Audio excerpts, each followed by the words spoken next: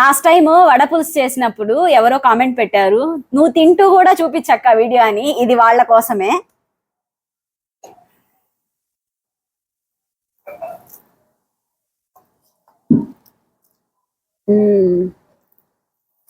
Super, taste భలే వచ్చింది.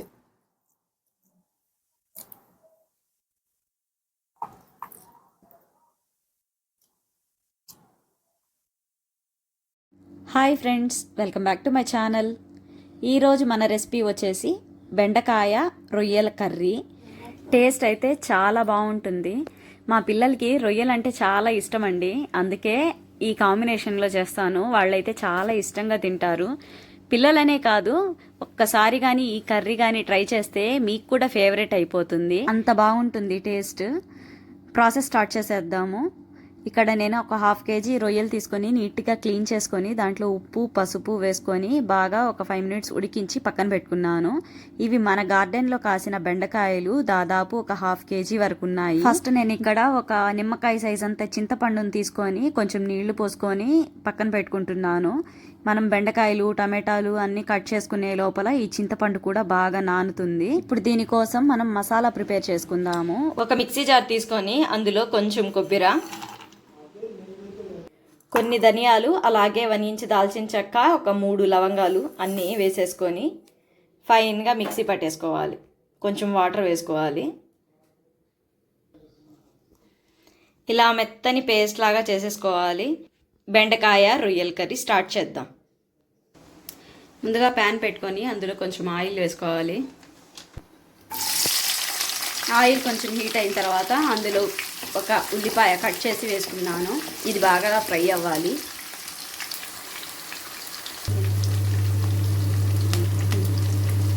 ఇందులోనే ఒక పచ్చిమిర్చి పొడవుగా ఇలా చీల్చి వేసుకోవాలి. పచ్చిమిర్చి టేస్ట్ బాగుంటుందండి దీంట్లో.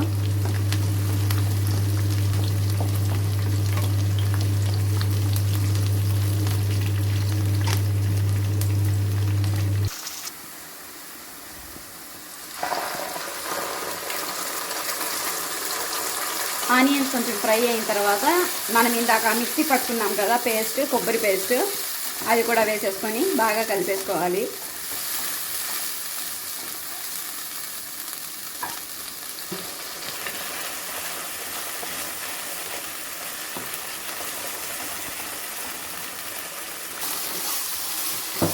ఈ మసాలా బాగా ఫ్రై అవ్వాలి. దీంట్లో ఉన్న ఆయిల్ అంతా సపరేట్ అయ్యేంత వరకు బాగా ఫ్రై చేసుకోవాలి దీన్ని.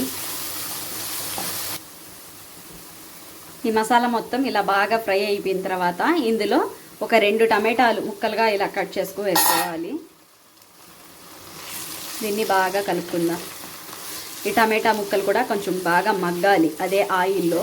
నాన్ వెజ్ కర్రీస్ అంటే కొంచెం ఆయిల్ ఎక్కువగానే పడుతుందండి. ఆయిల్ మాత్రం కొంచెం చూసి వేసుకోండి. టమాటాలు ఇలా బాగా కలుపుకున్న తర్వాత ఇలా మూత పెట్టి బాగా మగ్గించుకోండి. కాస్త బాగా సాఫ్ట్ అవుతాయి.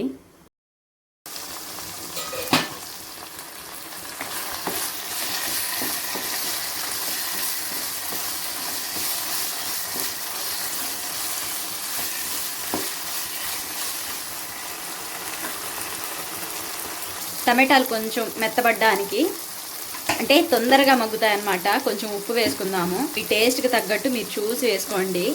తక్కువ అయితే తినొచ్చు కానీ మళ్ళీ మిక్స్ చేసుకొని ఎక్కువ అయితే తినలేము.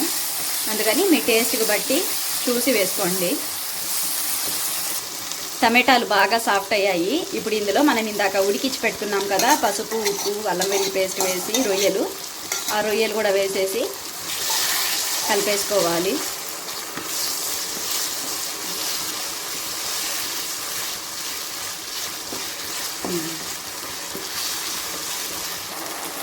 ఇప్పుడు ఇందులో కొంచెం పసుపు, అలాగే ఒక 2 స్పూన్స్ కారం కొని బాగా కలుపుకోవాలి.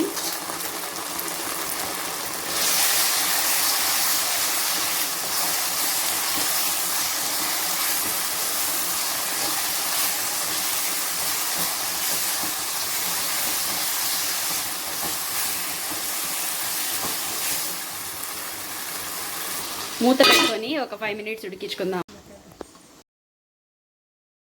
ఇవన్నీ కొంచెం ఫ్రై అయిన తర్వాత ఇందులో ముక్కలుగా కట్ చేసిన బెండకాయలు కూడా వేసుకొని బాగా కలుపుకోవాలి.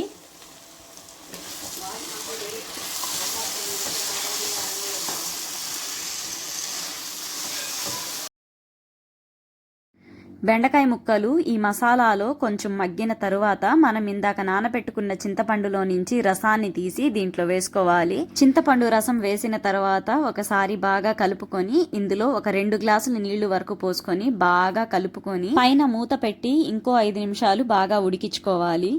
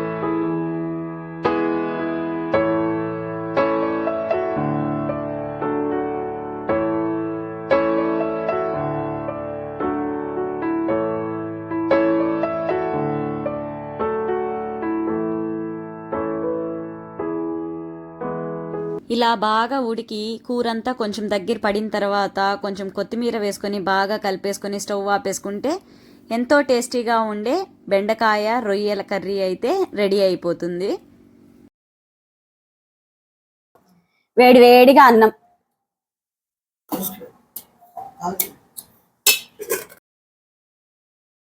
బాయిల్డ్ ఎగ్, అలాగే బెండకాయ రొయ్యల కర్రీ వేడి వేడిగా జస్ట్ ఇప్పుడే చేశాను. టేస్ట్ అయితే సూపర్ గా వచ్చింది. ఆల్రెడీ కూర చేస్తూ నేను టేస్ట్ చేశాను కిచెన్ లోనే, సూపర్ గా వచ్చింది టేస్ట్. లాస్ట్ టైం వడపులుసు చేసినప్పుడు ఎవరో కామెంట్ పెట్టారు, నువ్వు తింటూ కూడా చూపించక్క వీడియో అని. ఇది వాళ్ళ కోసమే.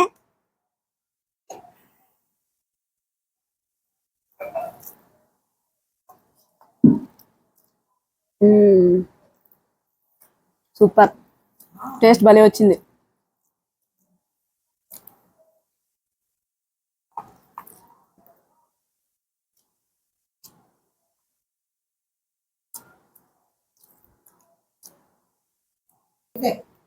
గుడ్డు ఎప్పుడైనా సరే తుంచి తినకూడదు, కొరికి తినాలి. దిష్టి పెట్టద్దు ప్లీజ్. టేస్ట్ అయితే సూపర్ గా ఉంది.